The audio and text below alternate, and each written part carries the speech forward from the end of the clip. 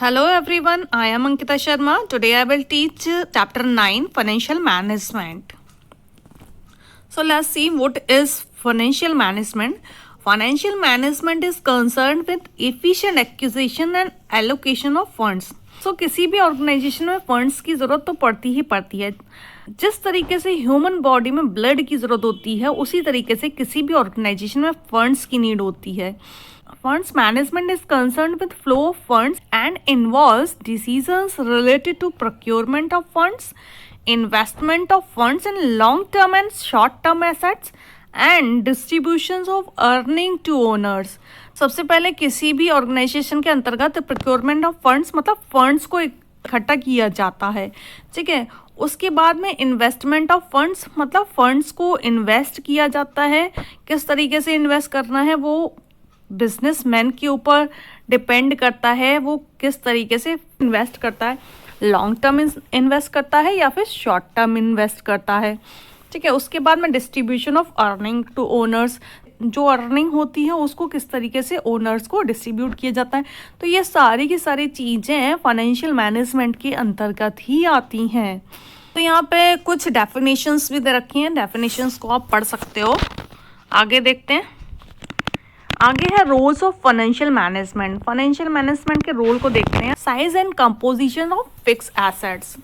किसी भी बिजनेस का साइज और कंपोजिशन ऑफ फिक्स एसेट्स किस पर डिपेंड करता है, उसके फंड्स पर डिपेंड करता है, उसकी कैपिटल पर डिपेंड करता है. अगर कैपिटल ज़्यादा होगी तो बिजनेस का साइज बड़ा होगा, उसकी फिक्स एसेट्स भी ज़्यादा होगी. अगर कैपिटल कम होगी तो बिजनेस छोटा होगा, उसकी एसेट्स भी कम होंगी. नेक्स्ट है amount and composition of current assets. Current assets में क्या चीज़ें आती हैं, कैश आता है, इन्वेंट्री और बिल्स रिसीवेबल, ये सब चीज़ें आती हैं.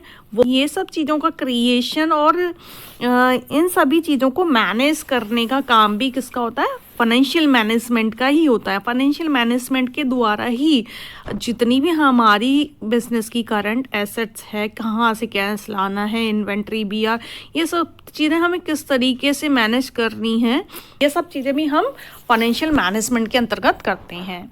Next the amount of long term and short term funds.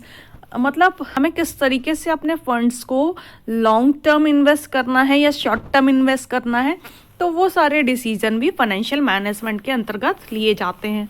Long term investment जैसे कि हमने कोई फैक्ट्री डाल ली या फिर है ना कोई इस तरीके की एसेट्स हमने ली है जिससे कि हमें लॉन्ग टर्म फ़ायदा हो रहा है, या और शॉर्ट टर्म में इस तरीके की कुछ चीज़ हमने ली है. किसी पर्सन को कोई अमाउंट दे दिया है, धीरे धीरे उसका इंटरेस्ट आता जा रहा है, शॉर्ट टर्म वापस कर देगा थोड़ा सा इंटरेस्ट देके. तो मतलब लॉन्ग टर्म या शॉर्ट टर्म फंड्स को किस तरीके से इन्वेस्ट करना है वो सब चीज़ें भी हम फाइनेंशियल मैनेजमेंट के अंतर्गत डिसाइड करते हैं. नेक्स्ट है breaking up of long term financing into डेब्ट, इक्विटी एक्सेट्रा. अगर कोई फर्म लॉन्ग टर्म डेबिट्स को रेज करना चाहती है तो वो किस इक्विटी शेयर्स या फिर डिबेंचर्स को बोरो कर सकती है, और इस तरीके से मतलब वो अपना लॉन्ग टर्म जो फाइनेंसिंग है उसको कर सकती है, ठीक है. तो ये भी हमारा फाइनेंशियल मैनेजमेंट के अंतर्गत ही आएगा. नेक्स्ट है हमारा all items in profit and loss account. Profit and loss के अंतर्गत क्या चीज़ें आती हैं, जितने भी एक्सपेंसेस हैं वो सारे आते हैं. इसके अलावा हमारी जो भी इंटरेस्ट है, गेन्स हैं, वो सब भी प्रॉफिट एंड लॉस के अंतर्गत लिखे जाते हैं, और इन सब को मैनेज करने का काम फाइनेंशियल मैनेजमेंट का होता है. नीचे ये फ्लोर चार्ट दे रखा है, इस फ्लोर चार्ट को आपको ड्रॉ करना है कॉपी में.